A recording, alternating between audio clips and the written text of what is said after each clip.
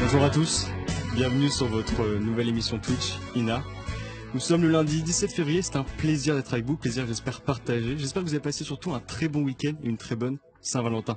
Et oui, ce week-end, vous êtes sûrement allé au restaurant avec votre dulcinée, votre amoureuse, votre amoureux. Et au moment de l'addition, la question s'est posée. Qui paye? Qui paye? Et oui, c'est la question qu'on se pose aujourd'hui, c'est le couple et l'argent. On se pose la question, comment la gestion de l'argent s'est-elle libérée au sein du couple hétérosexuel? On verra que ce n'est pas aussi simple. Pour parler de ce fabuleux sujet et répondre à cette question, je suis en compagnie de mes deux compères. Pour commencer, Hugo Traversier. Bonjour Hugo. Bonjour Pierre-Sylvain. Alors toi, tu es en charge du chat aujourd'hui. C'est ça, n'hésitez pas à répondre, à poser des questions, à débattre. On est là pour vous écouter et vous lire. Exactement, Hugo sera là pour transmettre vos questions. Ma deuxième compère, c'est Leïla Petitjean. Bonjour Leïla. Bonjour à tous. Alors toi, tu es avec nous dans l'émission pour nous faire une jolie chronique. Oui, une petite chronique de fin et puis pour représenter un petit peu la jante féminine puisque je C'est vrai. suis la seule femme sur ce Twitch. Donc voilà, pour faire un petit peu la parité du couple hétérosexuel. Tu représentes la parité dans cette émission et ça fait Exactement. plaisir. Merci Leïla. Notre invité du jour et notre expert, c'est Arnaud Ulrich, cofondateur de la plateforme Coupléo, un site permettant de mettre en lien les couples et les familles avec des conseillères ou conseillers conjugaux professionnels. Et vous avez aussi écrit sur votre blog un papier qui se nomme Couple et argent, comment éviter les conflits d'argent dans le couple. Bonjour Arnaud. Bonjour. Vous Merci êtes pour notre votre invitation. expert. Mais pas de soucis, c'est à nous que ça fait plaisir exactement. Merci beaucoup, vous êtes l'expert du jour. Avant de commencer, petit tour de table. Qui est en couple autour de la table, Leïla?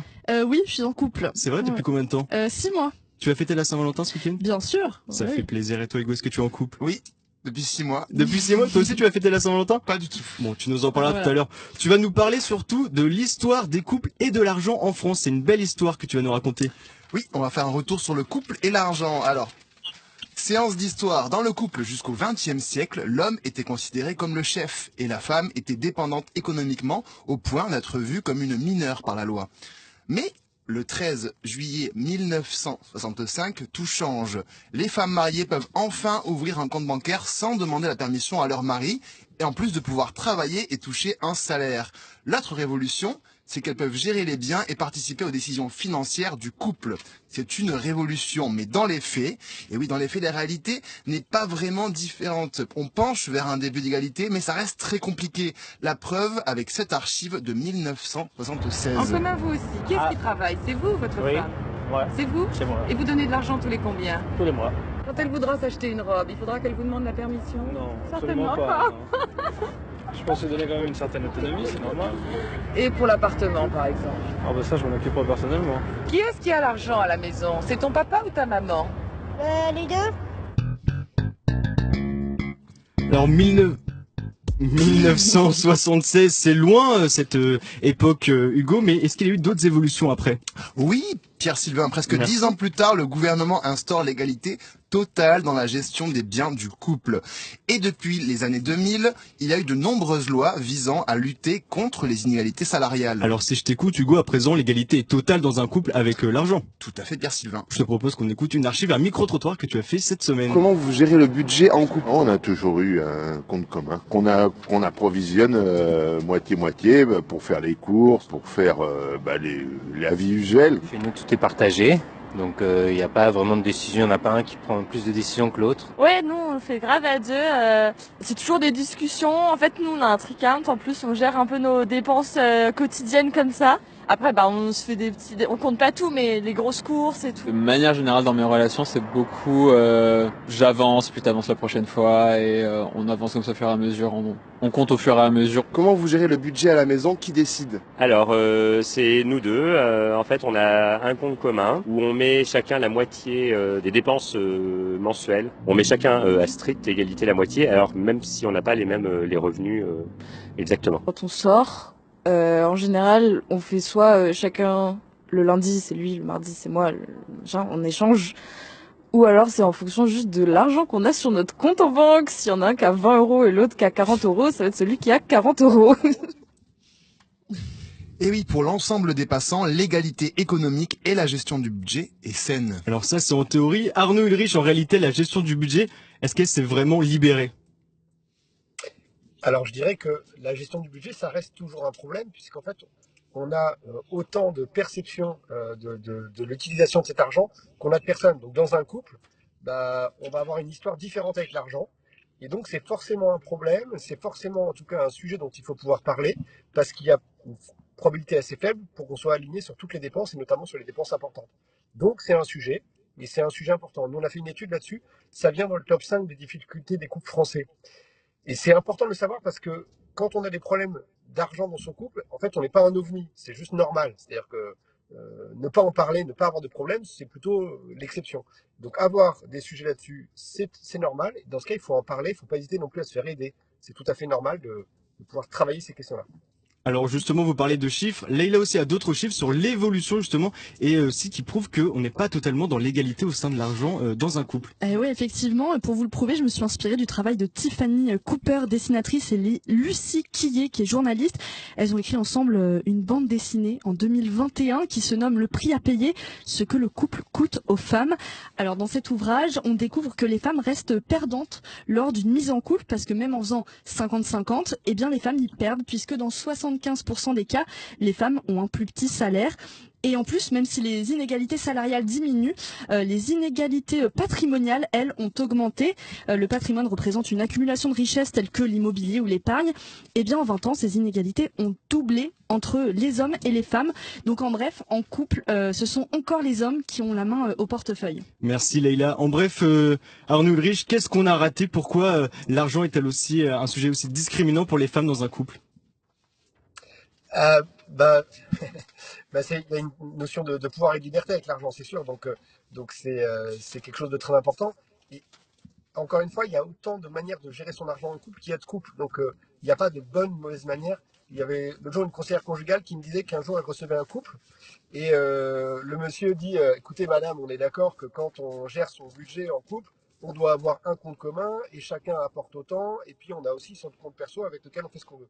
Puis il y a son épouse qui dit non mais madame, on est d'accord qu'en couple, on a juste un compte commun et il n'y a pas d'autre manière de faire et c'est normal. Et là, cette conseillère conjugale dit mais monsieur, comment fonctionnaient vos parents? Ils fonctionnaient exactement à la manière qu'il vient de décrire. Et madame, comment fonctionnaient vos parents? Exactement de cette manière-là aussi. Et donc en gros, ce couple-là, ils s'engueulaient parce qu'ils étaient convaincus que leur manière de faire était la bonne. En fait, ils l'avaient juste hérité de leurs parents et ils voulaient la reproduire. Donc c'est vraiment un sujet. Sur l'égalité, c'est vrai que il y a un autre truc, c'est que les femmes sont en moyenne plus jeunes que leurs conjoints.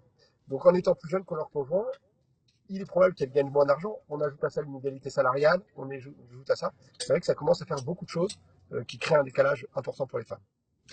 Et oui, et on revient sur le chat. Anaïs AR7 qui nous demande c'est quoi un Tricount. Et justement, c'est une manière de bien gérer l'argent. C'est une application, Anaïs, qui permet de diviser les dépenses et à la fin, elle propose les différents remboursements. Diana GGT, est-ce qu'on va parler de la théorie du pot de yaourt? On y vient dans la suite. Il y a plein de questions.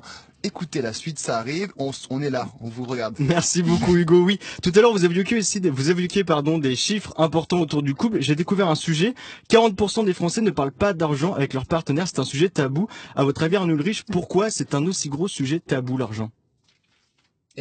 Souvent, on a peur d'évoquer un problème parce qu'on a peur de s'engueuler. Si on sait que le sujet de l'argent est un sujet sur lequel on finit toujours par s'engueuler, on arrête d'en parler. Ce qui est à mon sens, une mauvaise manière de gérer le problème. C'est pour ça que nous, on travaille chez Coupléo à mettre en relation des couples avec des professionnels qui vont pouvoir créer un cadre sécurisé. Donc si dans votre couple aujourd'hui, vous êtes incapable d'aborder le sujet de l'argent ou d'autres sujets parce que vous savez que ça va finir en dispute, allez voir des professionnels qui sont des personnes neutres. Ils ne sont pas pour l'un ou pour l'autre, mais ils sont capables de faire circuler la conversation, circuler la discussion, pour que vous puissiez aussi entendre ce que vous pensez être la vie de votre conjoint. Souvent, on va avoir l'idée, on est sûr d'avoir compris ce que l'autre voulait. Et en fait, on se dit, il va vouloir ça, donc on arrête d'en parler, parce que je suis sûr qu'il pense comme ça. Et en fait, quand on travaille avec des professionnels, on voit à quel point il y a un malentendu qui peut s'installer dans le couple, sur le sujet de l'argent, mais sur plein d'autres sujets, la sexualité, l'éducation des enfants, etc., etc. Et donc, c'est travailler sur ce malentendu. Donc, clairement, grosse alerte, si vous n'êtes plus capable de parler d'un sujet, allez voir un professionnel parce qu'il ne va pas se régler tout seul. Alors, nous, notre question, c'est comment la gestion du budget s'est-elle libérée au sein du couple? Est-ce que vous, qui travaillez avec des professionnels, vous avez vu une évolution des personnes qui viennent parler de ce sujet avec des conseillères conjugales? J'aurais pas assez de recul pour vous dire par rapport à il y a 30 ans ce qui peut se passer. Ce que je sais, c'est que quand même les conflits sur ce sujet-là sont très importants, c'est sûr. Donc la libération n'est pas totale. Dites-nous sur le chat d'ailleurs, pour ou contre le compte commun.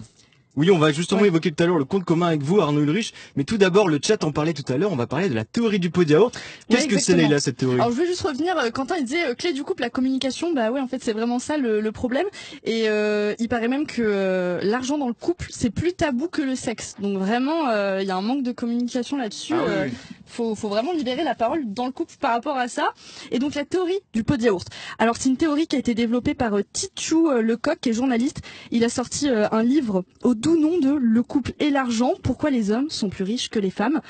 Et ben la théorie du pot de yaourt, en fait, c'est une métaphore qui illustre les inégalités financières au sein du couple, souvent au détriment des femmes, vous l'avez compris.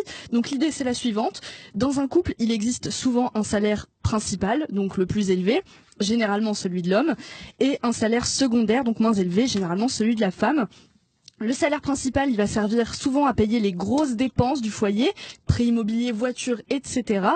Et le salaire secondaire, il sert quant à lui aux dépenses du quotidien, donc courses, loisirs, des choses qui ne durent pas dans le temps. Et du coup, ce qui se passe, c'est que lors d'une séparation, l'homme repart souvent avec les biens immobiliers et la femme se retrouve sans rien. Voilà. Oui, alors c'est la théorie du pot de yaourt. Vous qui travaillez sur le terrain, est-ce que cette théorie, vous la confirmez? Alors, non, bah, c'est sûr que ça existe très clairement, puisqu'en effet, quand on fait un prêt immobilier, celui qui achète le bien, s'il l'achète, si le mari achète à 80% le bien et son conjoint qui a un salaire plus faible à 20%, c'est sûr que là, il y a un vrai décalage qui se crée. Et donc, dans la constitution même de cette réflexion et de ce 80-20 ou de 75-25, etc., il y a des vraies discussions à avoir, parce qu'en fait, ça veut dire beaucoup de choses, de la liberté qu'on peut avoir par la suite, etc. Donc, c'est pas des sujets anodins. Faut pas les mettre sous le tapis, clairement. Alors il y a un autre sujet aussi qui est évoqué, là c'est lorsqu'on est en couple, et aussi lors de la séparation. J'ai découvert que, alors je sais pas si c'est un chiffre dont vous étiez au courant, que le niveau de vie des femmes baisse en moyenne de 20% après la séparation, contre 3% pour les hommes, d'après la note de la Fondation des femmes. Arnaud Ulrich, est-ce que lors des consultations que font vos conseillères conjugales, est-ce qu'elles évoquent ce sujet de la séparation et surtout des malfaits qu'il pourrait y avoir sur des pertes économiques? Ah bah c'est aujourd'hui il y a eu un article récent dans un média sur des femmes qui disaient rester en couple parce qu'elles avaient peur de la perte financière que la séparation allait engendrer. Donc on laisse de côté sa vie sentimentale et on se dit que voilà, de toute manière on est prisonnière et il faut rester. Donc c'est une véritable crainte. Et aujourd'hui la séparation coûte cher aux femmes, elle coûte cher aux enfants aussi, puisqu'en fait les enfants qui pour une grande partie d'entre eux vont partir avec leur maman. Si la maman est moins riche, ou en tout cas perd 20% de niveau de vie, les enfants perdront mathématiquement le même niveau de vie. Et ce que montre cette même étude dont vous parliez tout à l'heure sur les 20% de baisse de revenus, c'est que cette pauvreté s'installe. C'est-à-dire que les enfants issus de séparation, notamment dans des couples peu aisés, on va dire, mais qui ne sont pas pauvres, eh bien, peuvent tomber dans la pauvreté parce que leur mère va tomber dans la pauvreté. Alors ce Donc sujet c'est un vrai sujet et c'est un vrai sujet de société, quoi. C'est pas juste un petit truc comme ça. Ça a des vraies répercussions sur la vie des gens et sur leurs enfants. C'est pas voilà. Alors, en parlant des enfants, justement, Hugo, tu avais une anecdote que tu nous as racontée lorsqu'on préparait cette émission. Est-ce que tu peux nous la dévoiler, s'il te plaît? Exactement. Avant, je reviens sur le chat. On a Antoine Michelin qui nous dit les divorces, ça coûte énormément. Est-ce qu'aujourd'hui, on évite le mariage à cause de l'argent? Arnaud Ulrich, une réponse peut-être à la question de Antoine Michelin? Je sais pas si le mariage change grand chose là-dedans, parce que de toute manière, on vit en couple. Il y a 16 millions de couples en France. Donc qu'ils soient mariés en union libre, pacsée, la question de l'argent restera de toute manière une question. Et voilà. Donc là, plutôt, c'est comment est-ce qu'on construit cet avenir qu'on a envie de construire à deux? Comment est-ce qu'on se donne les moyens? Et aujourd'hui, ce qui est flagrant, je reviens sur l'accompagnement conjugal, qui est aujourd'hui quelque chose de très peu utilisé. Nous, on a fait une étude très poussée auprès de 1056 personnes en couple, donc une étude très sérieuse. 95% des bénéficiaires d'un accompagnement repartent avec des bienfaits et des bénéfices perçus. Donc typiquement, apaiser des tensions, évoquer des sujets compliqués, etc. Mais c'est payant. Aujourd'hui, mais c'est important parce qu'en fait, c'est un prix. Ni moi n'avons été formés à être parents et à vivre en couple. Enfin, je veux dire, vous avez tout appris, là, le métier que vous êtes en train de faire, vous avez sans doute fait une école de journalisme ou je ne sais quoi pour faire ce métier-là. Quand vous allez à la piscine, on vous a appris à nager. Quand vous faites du sport, il y a souvent un coach qui est derrière vous pour vous apprendre à faire des trucs. On vous apprend tout. La seule chose qu'on n'apprend pas, c'est à vivre en couple et à être parent.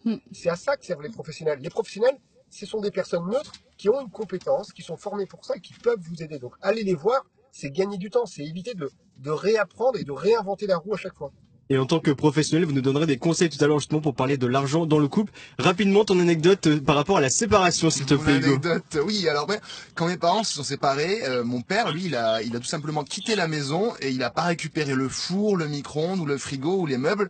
Il s'est juste réinstallé de son côté et il a tout racheté. Et ma mère me disait que c'était quand même une chose que les hommes font. Souvent, ils partent, ils se réinstallent. Ils vont pas forcément réinstaller, reprendre le matériel avec eux pour justement le laisser à la femme et aux enfants. Oui, donc généralement... Oui, vas-y, Leïla. Bon, après, je pense que c'est vraiment au cas par cas, parce que ça arrive aussi que les femmes partent, que ce soit elles qui créent la séparation, qu'elles s'en aillent et qu'elles laissent la maison, le mobilier avec... Ça dépend des... Comme disait tout à l'heure Arnaud, ça dépend des couples. C'est fréquent que les femmes quittent la maison, que là, faut faire une étude plus poussée, mais je pense qu'avec nos deux... On fera une étude tout à l'heure, vous inquiétez pas. Tout à l'heure aussi, on parlait de l'aspect économique. Oui, Arnaud, vous aviez quelque chose à dire? Non, vous avez vu lever là. Sur ce sujet de la séparation, nous on a sur notre plateforme des professionnels qu'on appelle des médiateurs familiaux diplômés d'État. Un médiateur familial, c'est quoi? C'est un professionnel qui va aider un couple qui se sépare. En fait, là, je parle notamment des couples avec enfants. Quand on se sépare, on a décidé que c'était la fin de l'aventure.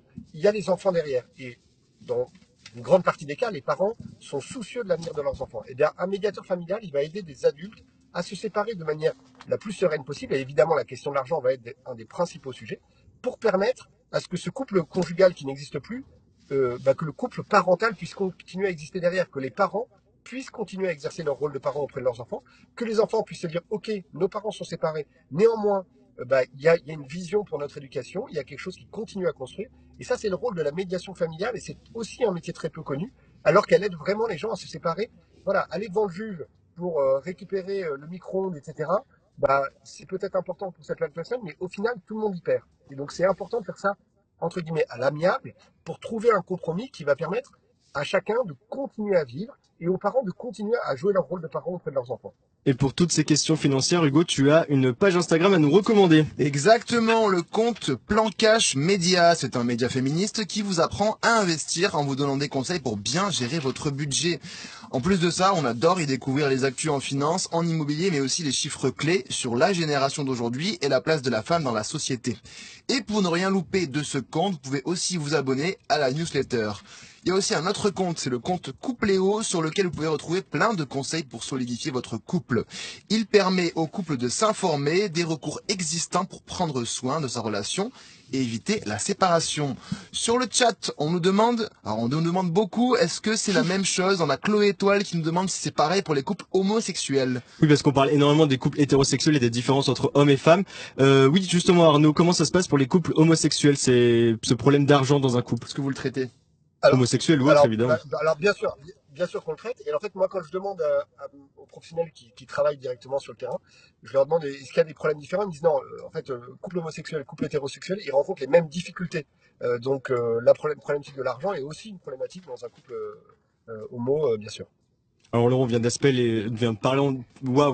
parler de l'aspect des couples. Exactement. On vient de parler de l'aspect des couples homosexuels. À présent, on va parler des jeunes couples et on va répondre à une question qui paye au premier rendez-vous. Vous pouvez justement répondre au sondage qui paye au premier rendez-vous. Qui paye? Exactement, qui paye. Un peu plus légère, ouais. Exactement. C'est qui paye vous au premier rendez-vous? Alors bonne question. Moi, je crois que j'ai toujours divisé. Ouais, moi aussi, généralement, on divise par deux, ouais. Alors, il y a un peu une légende urbaine chez les garçons, c'est que si le premier rendez-vous se passe bien, on paye, et si le rendez-vous se passe mal, on divise. Bon, ça, c'était ma génération d'avant. T'as dû souvent diviser, toi, Hugo, quand même. Non, en vrai, ça dépend des personnes. Je pars du principe que moi, dans le sud, on fait ça. Une personne paye la première tournée et la suivante elle la paye et on fait comme ça vice versa, donc c'est une égalité vraiment. Et c'est un sujet qui te touche, tu as même été posé la question cette semaine aux passants dans la rue en leur demandant qui paye au premier rendez-vous. Qui paye au premier rendez-vous? Je crois qu'on a fait moite-moite. C'est moi qui ai payé par galanterie, par tradition. Je crois que c'est moi qui ai payé le premier rendez-vous, mais elle a dû payer le premier petit déjeuner. Le premier rendez-vous, c'est l'homme ou la femme qui paye? C'est l'homme. Ouais, c'est l'homme. C'est des conneries, c'est pas les femmes. Je suis galant, je suis gentleman. Donc pour vous, c'est partie de la galanterie de tout payer? Si elle veut faire plaisir, c'est bien, mais moi, j'ai envie de tout payer. Je suis comme ça. Je crois que c'est lui qui a payé. Oui, c'est lui. Il est parti comme s'il allait aux toilettes et il a payé. Et ça fait toujours plaisir de se faire inviter, mais ça va dans les deux sens. Je pense que ça fait autant plaisir à la femme de se faire inviter qu'à l'homme de se faire inviter. La galanterie est mixte? Bah grave. La galanterie est mixte. Et justement, dans le chat, qu'est-ce qu'ont répondu nos viewers, Hugo? Est-ce que la galanterie est mixte? Alors, on a plein de messages. La question qui paye. Les deux, Anaïs AR7 nous dit les deux, Diana JJT nous dit les hommes, Anaïs nous dit sinon trop de pression sociale pour les femmes. Et on a IMWLKR, pas simple à dire, qui dit premier rendez-vous, les hommes. Premier rendez-vous, les hommes. Qu'est-ce que vous conseillez, vous, Arnaud Ulrich? Ulrich, pardon. Eh ben moi, je conseille à chacun de faire comme il le sent. Bah oui, Et, voilà, simplement. Et surtout, On est libre. Il n'y a pas de règle. On est libre. À présent, on a fait énormément de constats sur la libération de la gestion du budget au sein d'un couple. À présent, Arnaud, j'aimerais profiter de votre présence pour donner des conseils au couple. Comment on arrive à bien gérer l'argent et surtout à que ce ne soit plus, un sujet tabou. Alors, en fait, il y a des petits conseils pour arriver à vivre des moments à deux où on parle des sujets. Donc, c'est notamment de se caler un rendez-vous, de se caler un moment où on va en parler, éviter de le faire entre deux portes. Il y a un autre truc qui est souvent répété par les professionnels qui accompagnent les couples, c'est cette phrase le tu qui tue. C'est éviter de dire tu fais toujours ci, tu fais toujours ça, tu dépenses pour faire ci, tu machin, etc. Mais plutôt de travailler en jeu. Donc moi, pour me sentir en sécurité, j'ai besoin de savoir si demain on se sépare, comment ça se passera entre nous au niveau de la répartition de l'argent, etc. J'ai besoin de savoir où est-ce qu'on dépense notre argent, j'ai besoin de savoir voilà. Donc ça c'est des choses importantes. Et tout à l'heure dans le chat, on a vu beaucoup de messages parlant du compte commun. Est-ce que vous conseillez un compte commun pour les couples? D'ailleurs, ils sont majoritairement contre. Moi, j'ai monté une plateforme où on référence des professionnels. Je sais que ces professionnels, de manière générale, évitent de donner des conseils. C'est à chaque couple de savoir un petit peu ce qui est bon pour son mode de fonctionnement. Et c'est là la grosse... c'est le point important, moi, c'est ce que j'aime chez tous ces professionnels qu'on accompagne sur notre plateforme, c'est que ils savent que la clé du succès du couple, c'est vous, c'est votre couple. C'est pas, il n'y a pas la recette secrète, et puis merci de suivre cette recette et pas celle d'à côté, sinon vous n'allez pas y arriver. Donc il faut s'en parler. Et si on n'arrive pas à s'en parler, encore une fois, faut pas s'inquiéter. C'est normal, 100% des couples traversent des situations de conflit. Donc ça peut être lié à l'argent, à l'intimité, à la belle famille, ou aux deux, ou aux trois, ou aux quatre, etc. Peu importe, mais 100% des couples traversent des zones de conflit. Pour le mot conflit, il y a deux manières de le dire, c'est deux idéogrammes en chinois. C'est soit on le traduit par crise, soit on le traduit par opportunité.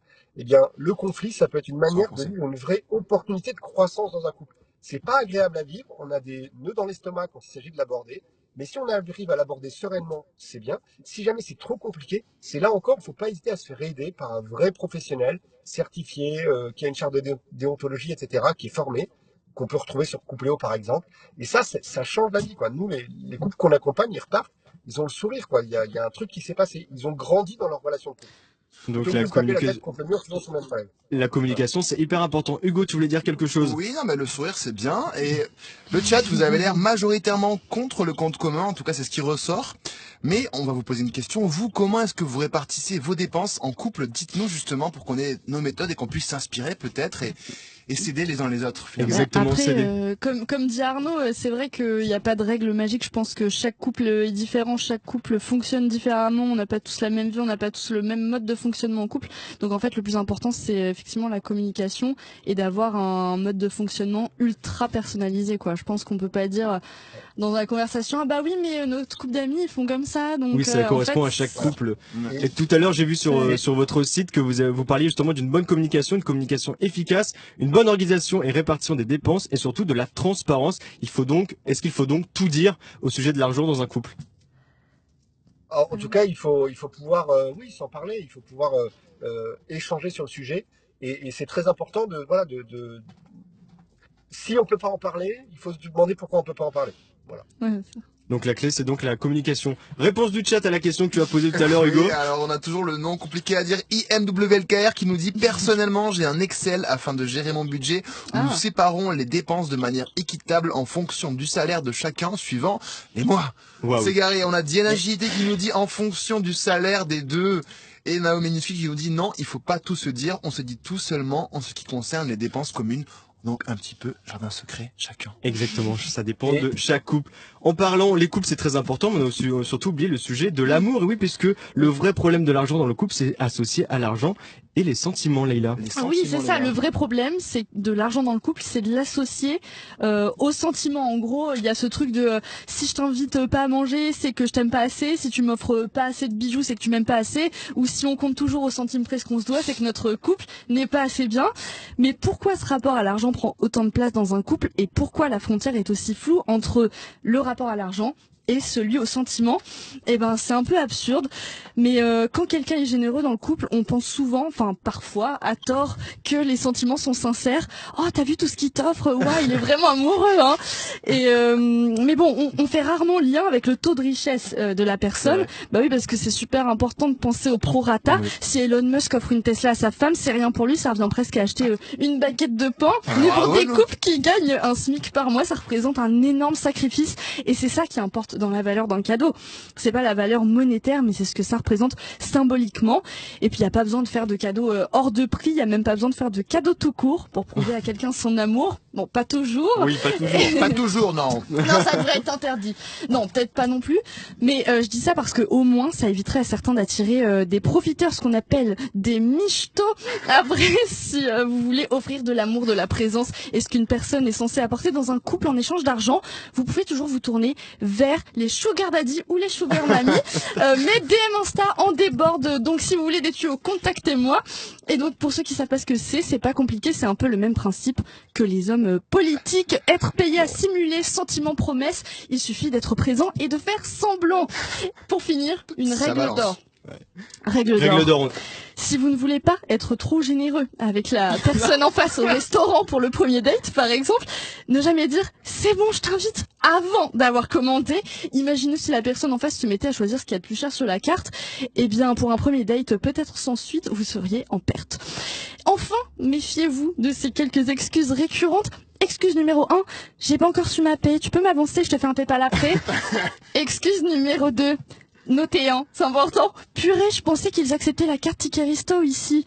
Voilà. Et excuse numéro 3, assez récurrente, je t'invite au prochain, alors que vous savez très bien qu'il y aura pas de prochain rendez-vous. Méfiez-vous de ces excuses. Bon, tout ça c'est du blabla. La réalité c'est que si vous appréciez vraiment la personne qui est en face et que ça vous fait plaisir aussi de l'inviter, eh ben vous posez pas 1000 questions et faites au feeling.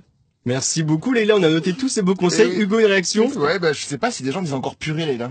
Je voulais pas être vulgaire, donc j'ai dit purée. Justement pour le premier date, on a le Do The qui nous dit premier rendez-vous basket pour créer le souvenir, donc resto basket, partir sans payer. Je sais pas si c'est une très bonne solution de voler les restaurateurs. Je ne suis pas sûr. Arnaud, un dernier commentaire?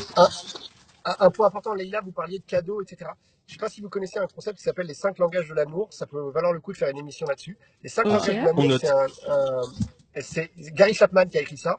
En fait, il explique que chacun, on a une manière d'exprimer notre amour à l'autre et une manière de le recevoir. Par exemple, pour vous, ça peut être, Leïla, peut-être le cadeau. Si on vous fait un cadeau, alors vous vous dites, ah, la personne m'aime. Mais pour d'autres, ça peut être les paroles valorisantes. Ça peut être les moments de qualité, etc., etc. Et donc, ce qui est important, c'est de savoir quel est le langage de l'amour de votre conjoint et aussi quel est le vôtre. Parce que vous pouvez vous épuiser à faire des cadeaux pendant des années à votre conjoint, si jamais le cadeau ne l'intéresse absolument pas, il va se dire, mais il me saoule à faire des cadeaux, j'en ai rien à faire. Moi, ce que je préférais qu'elle me dise que je suis beau, que je sais pas quoi, etc., etc. Donc c'est très important de et la clé est toujours, ça rejoint aussi voilà. La clé est toujours la communication et encore le langage. Merci beaucoup Arnaud Ulrich d'être venu dans notre émission. Je rappelle, vous êtes cofondateur de la plateforme Coupléo, une plateforme qui met en relation des professionnels et des particuliers qui recherchent, des professionnels conseillers conjugaux qui recherchent des solutions pour leur couple. Merci beaucoup Arnaud Ulrich d'être venu dans notre émission et merci surtout à vous Leïla et Hugo. Merci beaucoup. C'était incroyable. Oui, c'est tout de suite dans les oreilles. Oui, merci beaucoup. À la question comment l'argent, comment le budget, c'était la question. On a du mal en cette fin d'émission. Comment la question du budget d'amour et d'eau fraîche. Oui, exactement. Comment la question du budget s'est-elle libérée au sein du couple? Eh bien, il y a de la libération, on en parle, il y a des avancées, mais il faut encore continuer. Voilà, je pense qu'on a donné une bonne réponse. C'est vrai. Merci beaucoup Hugo et Leïla, c'était un grand honneur de travailler avec vous. Pierre-Sylvain Moquet, 21 ans, t'es ravi de partager. On remercie aussi Olivier Rioux qui a fait la technique pour chaque émission depuis 13 ans. Je pense qu'on peut l'applaudir. On remercie tous ceux qui nous ont suivis depuis 13h30 avec les 4 émissions. On remercie tous ceux évidemment du CQP qui ont participé, qui ont fait des émissions magnifiques. On va pas tous les citer parce qu'on va en oublier, mais on viendra leur faire un gros câlin dans quelques minutes. Merci beaucoup en tout cas et on se donne rendez-vous très très vite en tout cas. Allez, merci. Pour l'amour. Pour l'amour. Peace. davanti al tuo seno.